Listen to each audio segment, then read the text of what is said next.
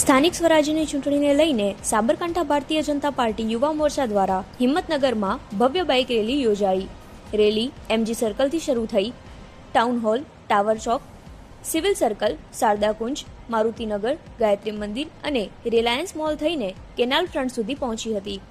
રેલીમાં હિંમતનગરના ધારાસભ્ય વીડી ઝાલા, જિલ્લા ભાજપ પ્રમુખ કનુભાઈ પટેલ, મહામંત્રી બિપિન ઓઝા, પ્રેમલ દેસાઈ સહિત મોટી સંખ્યામાં ભાજપના અગ્રણીઓ અને કાર્યકરો જોડાયા હતા। ધારાસભ્ય વીડી ઝાલાએ જણાવ્યું હતું કે આવતી સ્થાનિક સ્વરાજ્યની ચૂંટણીમાં ભાજપ વિકાસના મુદ્દે જનતા વચ્ચે જઈ રહ્યું છે। કાર્યકરોનો ઉત્સાહ બતાવે છે કે જનતા ફરી ભાજપને આશીર્વાદ આપશે। જિલ્લા ભાજપ પ્રમુખ કનુભાઈ પટેલે જણાવ્યું હતું કે યુવા મોરચાની આ બાઇક રેલી કાર્યકરોમાં ઉત્સાહ ભરી રહી છે। સમગ્ર જિલ્લામાં ભાજપને મજબૂત જનસમર્થન મળી રહ્યું છે। સ્થાનિક સ્વરાજ્યની ચૂંટણીના પ્રચાર અને પ્રસારનો આજે છેલ્લો દિવસ છે।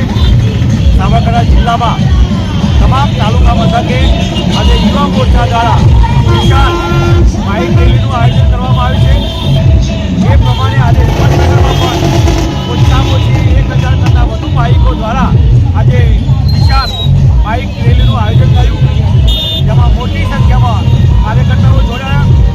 આવનારી 26મી તારીખે જે સ્થાનિક સ્વરાજ્યની ચૂંટણી થવા જઈ રહી છે, એમાં તમામે તમામ નગરપાલિકાઓ, તમામે તમામ તાલુકા પંચાયત અને જિલ્લા પંચાયતમાં ભારતીય જનતા પાર્ટીનું શાસન આવશે।